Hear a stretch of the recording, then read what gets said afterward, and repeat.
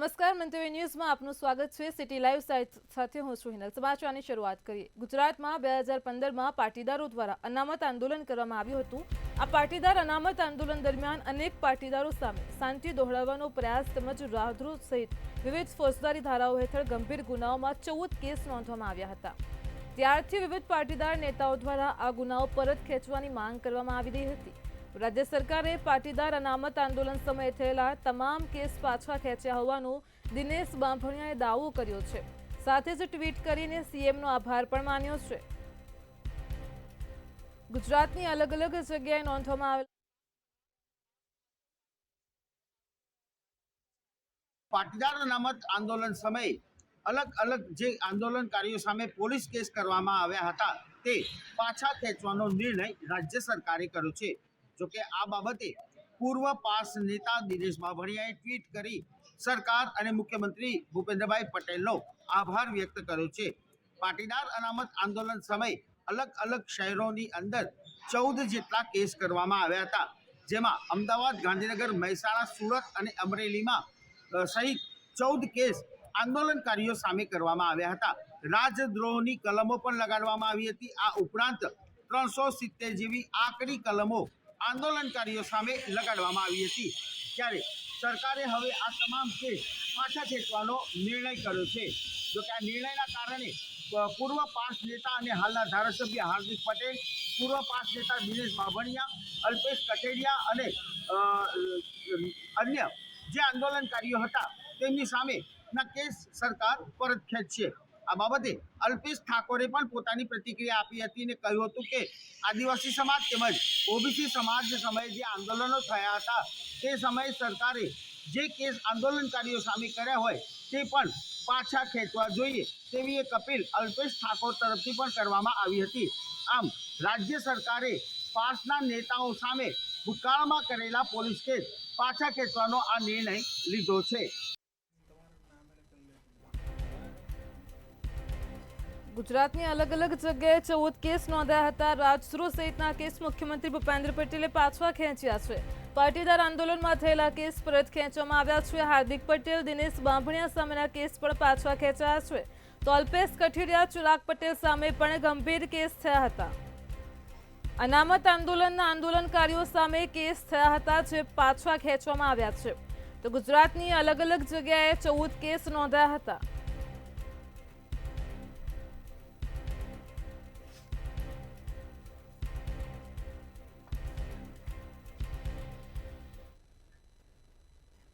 सूरत शहर कोर्टमांथी 15 फाइलों गुम थई छे। हाईकोर्ट जस्टिसे 15 फाइल गुम थवा अंगे चिंता व्यक्त करी छे। 13મી फेब्रुआरीए सुनावणी पहला अहेवाल रजू करवा आदेश आप्या हता।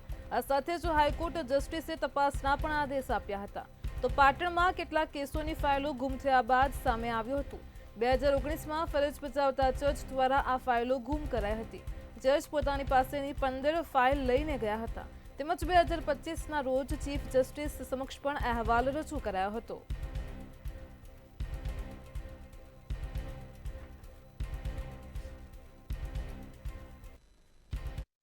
સુરતની કોર્ટમાં 15 ફાઇલો ગુમ થવા અંગે હાઈકોર્ટના જસ્ટિસે ચિંતા વ્યક્ત કરી છે। એટલું જ નહીં, 13 ફેબ્રુઆરીએ સુનાવણી પહેલા તમામ અહેવાલો રજૂ કરવા આદેશ પણ કરાવવામાં આવ્યા છે। પાટણમાં કેટલીક ફાઇલો ગુમ થવા અંગે જે છે હાઈકોર્ટના જસ્ટિસે અન્ય કોઈ જિલ્લામાં આ રીતે કોર્ટની ફાઇલો ગુમ છે કે કેમ એ અંગેની તપાસ કરવા આદેશ આપવામાં આવ્યા હતા। જેમાં સુરતમાં 15 જેટલી ફાઇલો ગુમ થયા હોવાની જાણ થતા ચિંતા વ્યક્ત કરી છે। વ્યવહારિક કે પાટણ જિલ્લા કોર્ટમાંથી કેટલાક દસ્તાવેજો સહિતની સામગ્રીઓ ફાઇલ ગુમ થઈ ગઈ હતી। આ મુદ્દે પાટણના ડિસ્ટ્રિક્ટ જજને ફરિયાદ કરવાની સાથે ગુજરાત હાઈકોર્ટમાં પણ રજૂઆત કરવામાં આવી હતી। આ પિટિશનની સુનાવણી દરમિયાન રાજ્યના અન્ય કોઈ જિલ્લા કોર્ટમાં આવી કોઈ ઘટના બની છે કે નહીં તેની રજિસ્ટ્રી અને રજિસ્ટ્રાર જનરલને આદેશ કરીને તપાસ કરવા આદેશ આપવામાં આવ્યા છે। આ મામલાની તપાસ દરમિયાન સને 2019માં સુરતમાંથી પણ એક નહીં, બે નહીં, પરંતુ 15 જેટલી ફાઇલો ગુમ થઈ હોવાનું ધ્યાને આવ્યું હતું. સને 2019માં ફરજ બજાવતા સુરતના એક જજ દ્વારા ફાઇલો ગુમ કરાઈ હોવાનું ક્યાંક ચર્ચાઈ રહ્યું હતું. આ જજે પોતાની પાસે 15 ફાઇલ લઈ ગયા હતા અને ત્યારબાદ એ ગુમ થયેલી 15 ફાઇલો પરત મળી આવી હતી. સુરત કોર્ટમાં આ ઘટનાને લઈને જસ્ટિસ સંદીપ ભટ્ટે ચિંતા વ્યક્ત કરી હતી. મહત્વના દસ્તાવેજો ગુમ થવાના આ મુદ્દે કોર્ટ ચિંતાજનક ગણાવ્યું છે. આ સાથે સિસ્ટમમાં સુધારાની જરૂરિયાત હોવાનું પણ તેઓએ ઉમેર્યું હતું. વ્યવહારિક છે કે જસ્ટિસ સંદીપ ભટ્ટે પોતાના ચુકાદામાં ટાંક્યું હતું કે અદાલતે આવા મામલામાં ધ્યાન લેવું જોઈએ, કારણ કે કેટલાક ઇમ્પોર્ટન્ટ જે દસ્તાવેજો હોય છે, કેટલાક ઇમ્પોર્ટન્ટ ડોક્યુમેન્ટો હોય છે, કેટલીક ઇમ્પોર્ટન્ટ જે વસ્તુઓ હોય છે, આ તમામ ચીજ વસ્તુઓ જે છે ફાઇલોની અંદર હોય છે અને ત્યારબાદ એ ચુકાદાઓ બાકી હોય છે. ચુકાદા પહેલાં જ પુરાવા આ રીતે ગાયબ થવા, ફાઇલો ગાયબ થઈ જવી એક સૌથી મોટી ચિંતાનો વિષય છે. પરંતુ 13 ફેબ્રુઆરી સુધીની જે મુદ્દત આપવામાં આવી છે, સુનાવણી પહેલા આ તમામને રજૂઆત કરવાની રહેશે. જી, કોર્ટમાંથી ફાઇલો ગુમ થયાનો મામલો પ્રકાશમાં આવ્યો છે. પાટણમાં કેટલાક કેસોની ફાઇલો ગુમ થઈ હતી. 2019માં ફરજ પરના જજ દ્વારા ફાઇલો ગુમ કરવામાં આવી હતી. 15 જેટલી ફાઇલો ગુમ થયાનું બહાર આવ્યું છે. તો સુરતસર કોર્ટમાંથી પણ 15 ફાઇલો ગુમ થઈ છે. ફાઇલ ગુમ થયા અંગે હાઈકોર્ટે જસ્ટિસે ચિંતા વ્યક્ત કરી છે.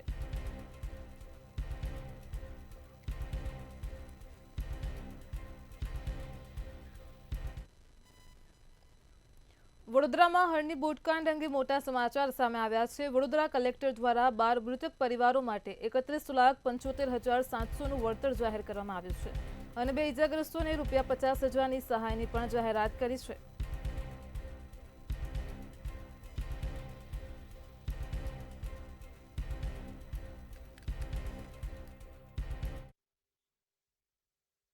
હરની તલાવ બોટકાંડ મામલો.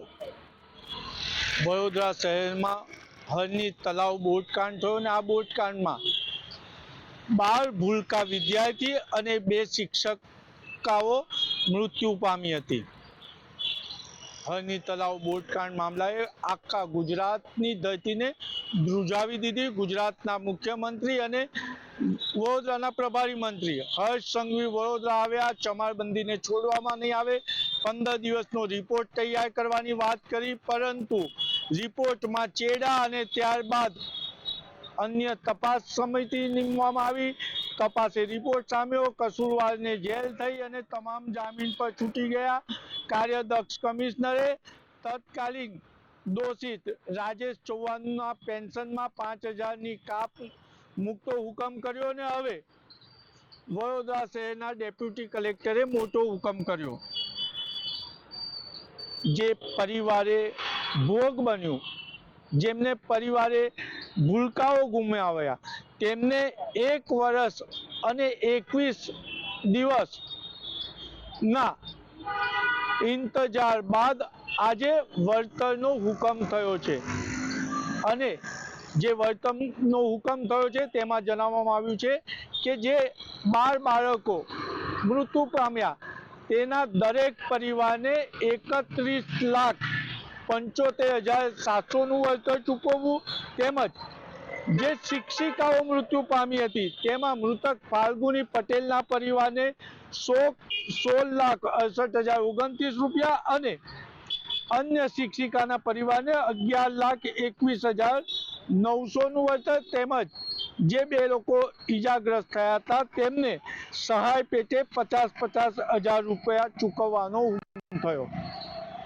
પરંતુ આજે જે રીતના વડોદરા શહેરમાં ચર્ચા છે કે સત્તાધારી પક્ષ વડોદરા મહાનગરપાલિકાએ PPP પ્રોજેક્ટ હેઠળ કોટિયા પ્રોજેક્ટને આ જવાબદારી સોંપી હતી, તો ખરેખર તો વડોદરા મહાનગરપાલિકાની સ્થાયી સમિતિએ પોતે એક ઠરાવ કરવાનો હતો અને ભોગ બનનાર પરિવારને વળતર ચૂકવવાનું હતું. પરંતુ પ્રજાના મતથી સત્તા પ્રાપ્ત કરનાર સત્તાધીશો પાણી વગરના સાબિત થયા. કારણ કે અત્યારે જે વર્તમાન સત્તાધીશો છે તેમને માત્ર ને માત્ર મારું શું નહીં તો મારે શું આ નીતિ પર કામ કરી રહ્યા છે. હાલ તો વડોદરાના કલેક્ટરે ભાવુક અને પુરાવા અને હિતેશ ગુપ્તાની દલીલ બાદ આ હુકમ જાહેર કર્યો છે, પરંતુ આજે શહેરમાં ચર્ચા છે કે કોટિયા પ્રોજેક્ટના જે સંચાલકો હતા અને સારા સંચાલકો એમને ભારતીય જનતા પાર્ટીના હોદ્દેદારો સાથે ઘનિષ્ઠ સંબંધ છે, એટલે ડેપ્યુટી કલેક્ટરના હુકમ બાદ પણ પરિવારને વળતર નહીં મળે. પરિવારે વળતર માટે સેશન કોર્ટ કે હાઈકોર્ટમાંથી જ હુકમ કરાવવો પડશે, ત્યારબાદ જ વળતર મળશે તેવું મહાનગરપાલિકામાં ચર્ચા છે. વડોદરાના હરણી બોટકાંડના મૃતકો માટે કલેક્ટરે સહાય જાહેર કરી છે. Vadodara city collector V K. સાંભળની મહત્વની જાહેરાત છે. આખરે 1 વર્ષ અને 21 દિવસ બાદ સહાયની સત્તાવાર જાહેરાત કરાઈ છે. 12 મૃતક બાળકના પરિવાર માટે 31,75,700 રૂપિયાનું વળતર જાહેર કરાયું છે. મૃતક ફાલ્ગુની પટેલના પરિવાર માટે 16,68,029 લાખનું વળતર છે. મૃતક શિક્ષિકાના પરિવારને 11 લાખનું વળતર જાહેર કરાયું છે.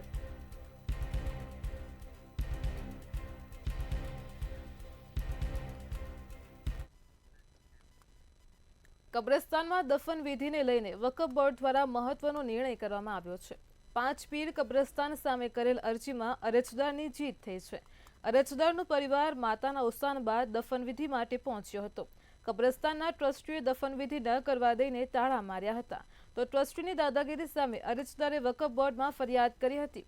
વકફ બોર્ડે કહ્યું છે કે હવે કોઈપણ મુસ્લિમ કોઈપણ કબ્રસ્તાનમાં દફનવિધિ કરી શકશે, તેને કોઈ રોકી નહીં શકે.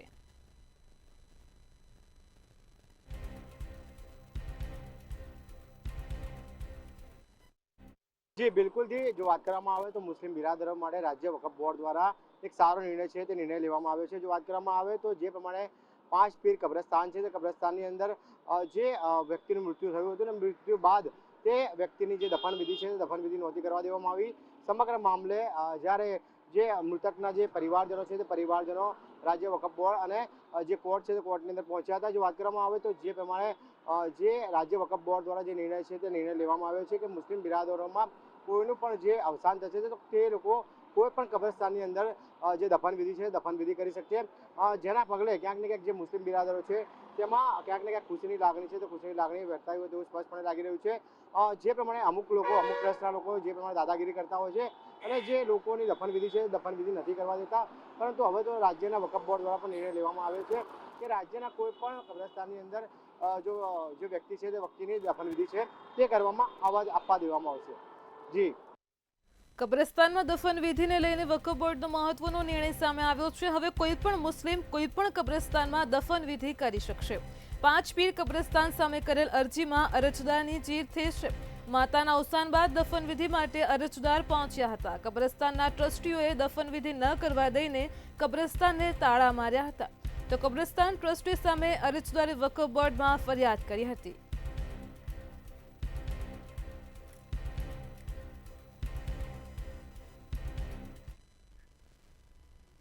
જામનગર સહિત વિવિધ શહેરોમાં આઈટી વિભાગનું મેગા સર્ચ ઓપરેશન ચાલી રહ્યું છે અને ત્યારે જામનગરના દેવ ગ્રુપ પર સર્ચ ઓપરેશન હાથ ધરવામાં આવ્યું હતું.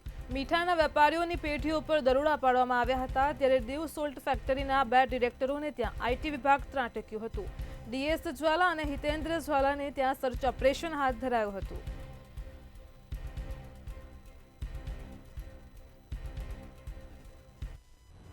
જી ચોક્કસ, જો વાત કરો ગુજરાતની અંદર આજે વહેલી સવારથી જ ઇન્કમ ટેક્સના જ્યારે દરોડા પડતા હોય છે, તો હાલ જો વાત કરવામાં આવે તો જે મીઠાના વેપારીઓ છે તેમને ત્યાં અનેક જે ખાનગી કંપની છે તેમને ત્યાં દરોડા પડવામાં આવ્યા હતા. હાલ જો વાત કરવામાં આવે જામનગર સહિત ગુજરાતની અંદર અનેક જિલ્લાની અંદર એવી ફેક્ટરીઓ છે તેમની અંદર દરોડા પાડવામાં આવ્યા છે. અને હાલ જો વાત કરીએ જો ગુજરાતની અંદર અમદાવાદ ખાતે જે કોર્પોરેટ ઓફિસ છે દેવ ગ્રુપ ઓફ ધ કંપની, તેમને ત્યાં પેઢીમાં દરોડા પાડવામાં આવ્યા. હાલ જામનગર શહેર તેના કનેક્શન પણ જોવા મળ્યા છે. મોરબી, અમદાવાદ સહિત ગાંધીધામમાં પણ તે કંપનીના કનેક્શન જોવા મળ્યા છે. તેમને ત્યાં અલગ અલગ જગ્યાએ 25થી વધારે ટીમો બનાવીને 100થી વધારે કર્મચારીઓની ટીમ બનાવીને અલગ અલગ યુનિટ ઉપર દરોડા પાડવામાં આવ્યા છે. હાલ જે પ્રકારે વાત કરવામાં આવે તો ડોક્યુમેન્ટ સહિતના અનેક કાગળો છે, દસ્તાવેજો ચેક કરવામાં આવી રહ્યા છે. અને હાલ મળતી માહિતી પ્રમાણે જે અનેક જગ્યાથી બેનામી વહીવટ હોય તે પ્રમાણે જે કાયદેસરના ડોક્યુમેન્ટ હોય તે પણ ચકાસવામાં આવી રહ્યા છે. અને હાલ અમદાવાદ ખાતે જે મેન કોર્પોરેટ ઓફિસ છે તેમાં પણ ખાનગી રાહ્ય જે તપાસ ચાલુ છે ને હાલ અનેક જગ્યાએ જામનગર સહિત ગુજરાતની અંદર દરોડા પાડવામાં આવ્યા છે. ગુજરાતના મોટા શહેરોમાં આવકવેરા વિભાગ દ્વારા દરોડા પાડવામાં આવ્યા છે. જામનગરના દેવ ગ્રુપ પર સર્ચ ઓપરેશન હાથ ધરાયું હતું. મીઠાના વેપારીઓની પેઢીઓ પર દરોડા પાડવામાં આવ્યા હતા. દેવ સોલ્ટ ફેક્ટરીના 2 ડિરેક્ટરોને ત્યાં આઈટી વિભાગ પણ ત્રાટક્યું હતું. આઈટી વિભાગની 25 ટીમના 100 અધિકારીઓનું સર્ચ ઓપરેશન હાથ ધરાયું હતું. તો ગુજરાતમાં જામનગર સહિત અન્ય શહેરોમાં પણ આવકવેરા વિભાગ દ્વારા દરોડા પાડવામાં આવ્યા છે. મેગા સર્ચ ઓપરેશન હાથ ધરાયું છે. વિવિધ જગ્યાએ દરોડા પાડવામાં આવ્યા છે. ખાસ કરીને મીઠાના વેપારીઓની પેઢીઓ પર આ પ્રક્રિયા હાથ ધરાઈ છે, જેમાં દેવ સોલ્ટ પ્રાઇવેટ લિમિટેડને ત્યાં દરોડા પાડ્યા હતા. દેવ સોલ્ટ ફેક્ટરીના 2 ડિરેક્ટરોને ત્યાં પણ આઈટી વિભાગ ત્રાટક્યું હતું અને મોટી કાર્યવાહી હાથ ધરી હતી. તો આઈટી વિભાગની 25 ટીમો હાલ તો કાર્યરત છે. મેગા સર્ચ ઓપરેશનમાં 100 અધિકારીઓ પણ જોડાયા છે.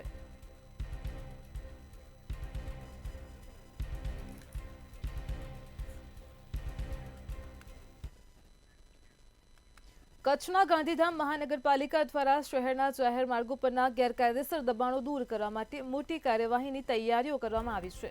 મહાનગરપાલિકાએ શહેરમાં કરેલા સર્વે મુજબ 350થી વધુ દબાણો શોધી કાઢ્યા છે, જેમાં ટાગોર રોડ, ઘોડા ચોકી, કોલેજ સર્કલ, રામબાગ, રાજવી ફાટકથી આપનાનગર 4 રસ્તા સુધીના વિસ્તારનો સમાવેશ થાય છે. તમામ દબાણકર્તાઓને નોટિસ આપવામાં આવી છે. જો સમય મર્યાદામાં દબાણો ન હટાવાય તો સોમવારથી પોલીસ બંદોબસ્ત સાથે બુલડોઝર દ્વારા દબાણ તોડી પાડવામાં આવશે. તો કચ્છના ગાંધીધામમાં 350થી વધારે દબાણકર્તાઓને નોટિસ ફટકારવામાં આવી છે. દબાણો હટાવવામાં ન આવે તો બુલડોઝરથી દબાણો તોડવામાં આવશે. મોટા પાયે દબાણ હટાવ ઝુંબેશની તૈયારી થઈ રહી છે. દબાણકર્તાઓને નોટિસ ફટકારવામાં આવી છે. પોલીસ બંદોબસ્ત સાથે દબાણ તોડવાની કામગીરી કરાશે. તો આજ મુદ્દે આપણી સાથે સંવાદદાતા મહેન્દ્ર મારૂ ફોન લાઈન પર જોડાઈ ગયા છે. જી મહેન્દ્ર, કચ્છથી આ ઘટના પ્રકાશમાં આવી છે કે જેમાં હવે દબાણો વધી રહ્યા છે અને ત્યારે દબાણકર્તાઓને નોટિસ અપાઈ છે. આગામી સમયમાં જો દબાણ નહીં હટાવે તો ખાસ દબાણ હટાવ ઝુંબેશ મોટા પાયે હાથ ધરાશે. શું છે વધુ વિગત? ચોક્કસ આપને જણાવી દઉં કે ગાંધીધામ મહાનગરપાલિકા દ્વારા શહેરના જાહેર માર્ગો પરના ગેરકાયદેસર દબાણો દૂર કરવા માટે મોટી કાર્યવાહીની તૈયારીઓ છે તે કરવામાં આવી રહી છે. મહાનગરપાલિકાએ શહેરમાં કરેલા સર્વે મુજબ 350થી વધુ દબાણો છે તે શોધી કાઢ્યા છે, જેમાં ટાગોર રોડ, ઘોડા ચોકી, કોલેજ સર્કલ, રામબાગ, રાજવી ફાટકથી અપનાનગર 4 રસ્તા સુધીના વિસ્તારોનો સમાવેશ થાય છે. નાયબ મ્યુનિસિપલ કમિશનર સંજય રામાનુજના જણાવ્યા અનુસાર તમામ દબાણકર્તાઓને નોટિસ આપવામાં આવી છે અને સોમવાર સુધીમાં સ્વૈચ્છિક રીતે દબાણો દૂર કરવા જણાવવામાં આવ્યું છે. જો આ સમય મર્યાદામાં દબાણો નહીં હટાવવામાં આવે તો સોમવારથી પોલીસ બંદોબસ્ત સાથે બુલડોઝર દ્વારા દબાણો તોડી પાડવામાં આવશે. મહત્વની બાબત છે કે મહાનગરપાલિકાની આ કાર્યવાહી અને ગાંધીધામ આદિપુર બંને શહેરોના માર્ગોને પહોળા કરવાના ઉદ્દેશ સાથે આ હાથ ધરવામાં આવશે. આદિપુર રોડ અને ગાંધીધામના સુંદરપુરી વિસ્તારમાં પણ રસ્તાની માપણીનું કામ છે તે શરૂ કરી દેવામાં આવ્યું છે. જી મહેન્દ્ર, સમગ્ર માહિતી બદલ આપનો આભાર. તો કચ્છના ગાંધીધામમાં 350થી વધુ દબાણો હટાવવાની તૈયારી શરૂ થઈ ગઈ છે. સોમવારથી જ પોલીસ બંદોબસ્ત સાથે બુલડોઝર ફરશે. દબાણકર્તાઓને હાલ તો નોટિસ આપવામાં આવી છે. તો ગાંધીધામ મહાનગરપાલિકા દ્વારા શહેરના જાહેર માર્ગો પરના ગેરકાયદેસર દબાણો દૂર કરવા માટે મોટી કાર્યવાહીની તૈયારીઓ થઈ રહી છે. મનપાએ શહેરમાં કરેલા સર્વે પ્રમાણે 350થી વધુ દબાણો શોધી કાઢવામાં આવ્યા છે.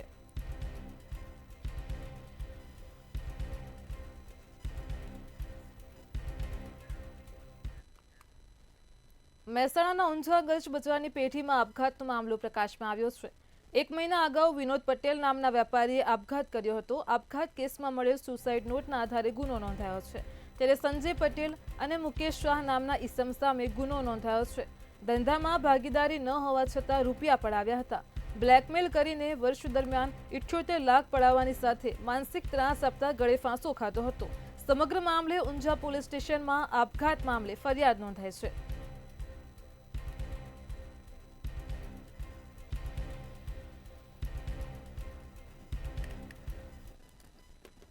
ઊંઝા ગંજ બજારની પેઢીમાં આપઘાતના મામલે લઈને નવા સમાચાર મળી રહ્યા છે. 1 માસ અગાઉ જે વેપારીએ આપઘાત કર્યો હતો તેને લઈને હાલ પોલીસમાં ફરિયાદ નોંધવામાં આવી છે ને પેઢી નંબર E311ના વિનોદ પટેલ જે આપઘાત કર્યો હતો તેને લઈને હાલ કેસ નોંધવામાં આવ્યો છે પોલીસ દ્વારા, અને આપઘાત કેસમાં મળેલી સુસાઇડ નોટના આધારે ગુનો પણ નોંધવામાં આવ્યો છે. અને સંજય પટેલ અને મુકેશ શાહ નામના ઈસમ સામે ગુનો નોંધી પોલીસે વધુ હાથ તપાસ ધરી છે. અને ધંધામાં જે ભાગીદારી ન હોવા છતાં પણ જો રૂપિયા પડાવવામાં આવ્યા હતા અને બ્લેકમેલ કરી વર્ષ દરમિયાન 78 લાખ રૂપિયા જેટલી માતબર રકમ પડાવવામાં આવી હતી, અને તેવી સુસાઇડ નોટ મળી હતી. અને પડાવ્યા બાદ સાથે માનસિક ત્રાસ પણ આપતા હતા અને ગળે ફાંસો ખાધો હતો, અને ગળે ફાંસો જે ખાઈ આપઘાત કરતા ના કેસમાં નોંધાઈ ફરિયાદ હાલમાં તો, અને ઊંઝા પોલીસ સ્ટેશનમાં ફરિયાદ નોંધાઈ છે અને પોલીસ દ્વારા હાલમાં વધુ તપાસ હાથ ધરી છે. જી. મહેસાણામાં ઊંઝાગંજ બચવાની પેઢીમાં આપઘાતનો મામલો પ્રકાશમાં આવ્યો છે. 1 મહિના અગાઉ વિનોદ પટેલ નામના વેપારીએ આપઘાત કર્યો હતો. બ્લેકમેલ કરીને 78 લાખ પડાવીને તેને માનસિક ત્રાસ આપતા હતા. આપઘાત કેસમાં મળેલ સુસાઇડ નોટના આધારે ગુનો નોંધાયો છે. સંજય પટેલ અને મુકેશ શાહ નામના ઈસમ સામે ગુનો નોંધાયો છે. ઊંઝા પોલીસ સ્ટેશનમાં આપઘાત મામલે ફરિયાદ પણ નોંધાઈ છે.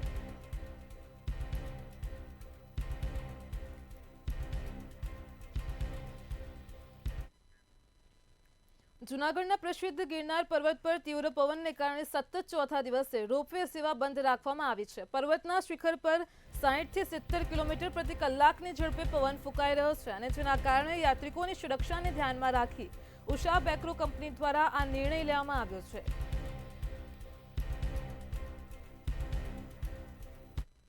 આવે તો જે પ્રમાણે ભારે પવનોના કારણે જૂનાગઢ જે રોપવે છે તે રોપવે બંધ છે તે બંધ કરવામાં આવી હતી. પ્રશાસન દ્વારા જે નિર્ણય છે તે નિર્ણય યાત્રિકોના હિત માટે લેવામાં આવ્યો હતો. પરંતુ જે પ્રમાણે લોકો છે તે જૂનાગઢ ફરવા જતા હોય છે, ક્યાંક ને ક્યાંક જે જૂનાગઢની જે પરિક્રમા છે તે પણ કરતા હોય છે, પરંતુ જે પ્રમાણે જૂનાગઢની અંદર જે વાતાવરણ છે તે વાતાવરણ ભારે પવનવાળું બન્યું હતું, ને જેના પગલે ક્યાંક ને ક્યાંક જે યાત્રિકો છે તે યાત્રિકોની સલામતીને લઈને જે રોપવે છે તે રોપવે બંધ કરવામાં આવી હતી. હાલ તો પ્રશાસન દ્વારા જે નિર્ણય છે તે નિર્ણય યથાવત રાખ્યો છે, પરંતુ પવનો છે તે પવનો ઓછા થશે અને ક્યાંક ને ક્યાંક જે પરિસ્થિતિ છે તે પરિસ્થિતિ નોર્મલ થશે, ત્યારબાદ રોપવે છે તે રોપવે ચાલુ કરવામાં આવશે. જી. જૂનાગઢ ગિરનાર રોપવે સેવા ચોથા દિવસે પણ બંધ રાખવામાં આવી છે. ભારે પવનના કારણે રોપવે સેવાઓ પર અસર પડી રહી છે. સતત ચોથા દિવસે પણ રોપવે સેવા બંધ જોવા મળી રહી છે. યાત્રિકોની સલામતીને ધ્યાનમાં રાખીને તંત્ર દ્વારા ખાસ આ નિર્ણય લેવાયો છે. તો પવનની ગતિ સ્થિર થતાં જ રોપવે રાબેતા મુજબ શરૂ થશે.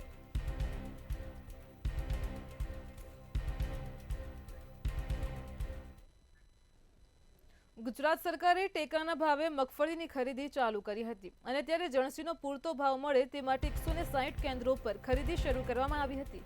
રાજકોટના જસદણમાં 10,153 ખેડૂતોએ રજીસ્ટ્રેશન કરાવ્યું હતું. 3 કેન્દ્રો કુંવરજી બાવળિયા દ્વારા ચાલુ કરાયા હતા, અને ત્યારે કેબિનેટ મંત્રી કુંવરજી બાવળિયાએ ખરીદીના કેન્દ્રોની મુલાકાત કરી છે.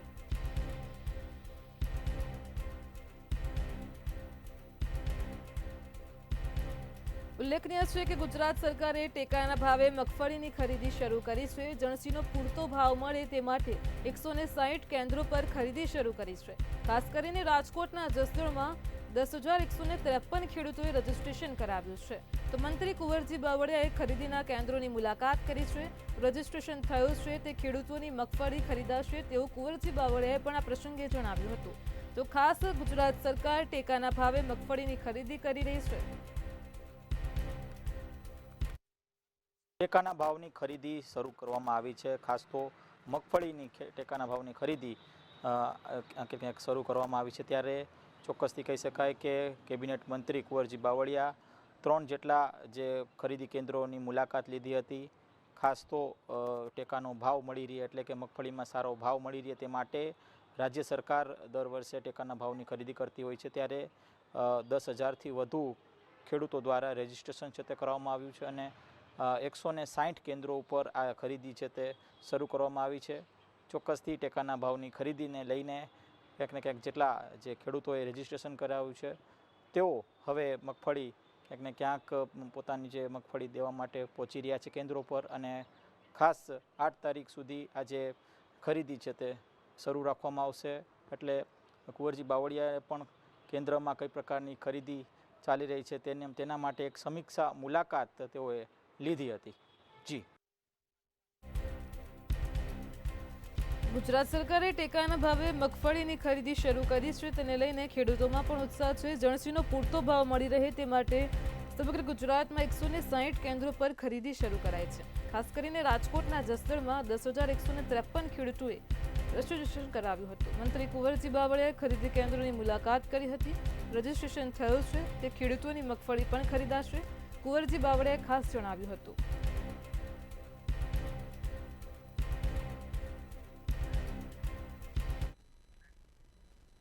સિટી લાઈવમાં હાલ આટલું જ. પડે પરની અપડેટ મેળવો માત્ર મંતવ્ય ન્યૂઝ પર. નમસ્કાર.